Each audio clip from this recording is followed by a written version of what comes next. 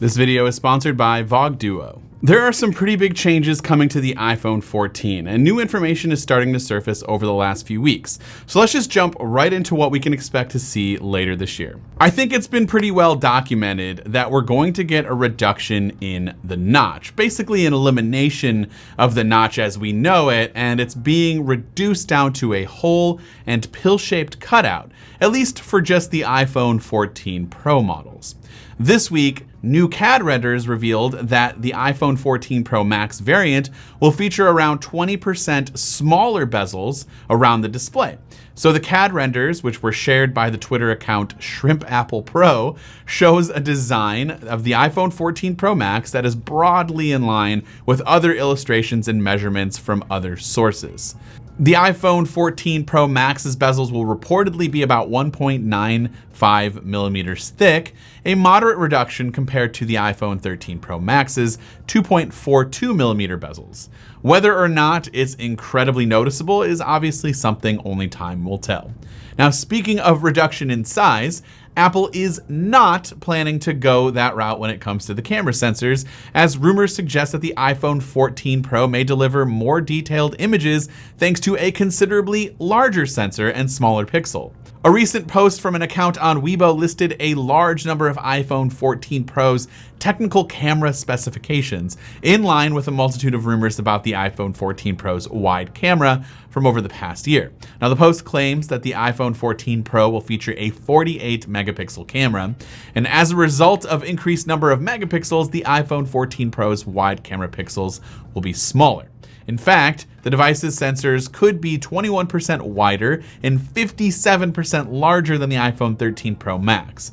Now, due to this size increase and the increase in megapixels, it's also likely that the iPhone 14 Pro models could support 8K video recording, and these videos are reportedly going to be suitable for viewing on Apple's long-rumored AR/VR headset. These are some of the bigger design changes that have surfaced recently, but there are still a lot of other rumors around the iPhone 14 that people can expect to see this year, like the elimination of the mini variant, but instead making room for two iPhones in 6.1 inch sizes and two iPhones with a 6.7 inch screen, presumably being called the iPhone 14 and 14 Pro, and then we have the iPhone 14 Max, as well as an iPhone 14 Pro Max.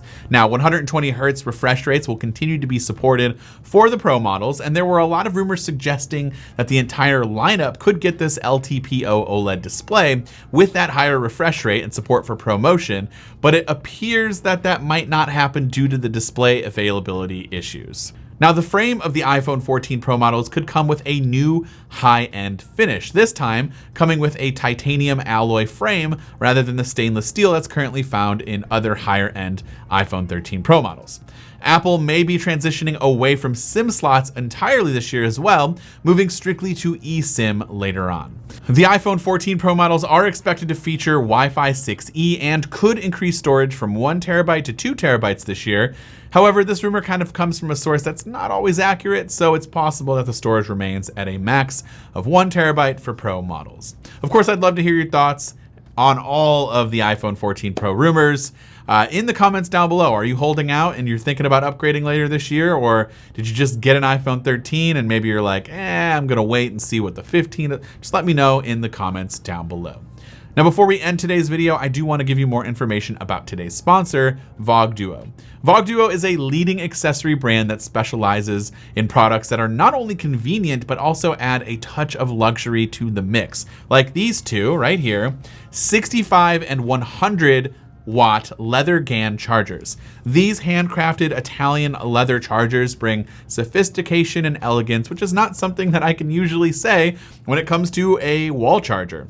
This 100 watt charger here can charge up to 4 devices. There are actually 3 USB-C ports and 1 via USB Type A, and it's a perfect companion to charge up your MacBook Pro when on the go. You can also plug this directly into the wall or use this handy 5-foot extension cable for whenever you need some extra reach. The 65 watt comes in a very similar but smaller fashion, featuring 2 USB-C ports, one Type A, and both of these chargers look fantastic out of the box, but as the leather wears on over time, it's going to look even better. For more information about these two leather GAN chargers or any other product that VOG Duo has to offer, please be sure to check the link in the description down below. This has been Dan with MacRumors. Thanks so much for watching, and I hope to see you around in the next video.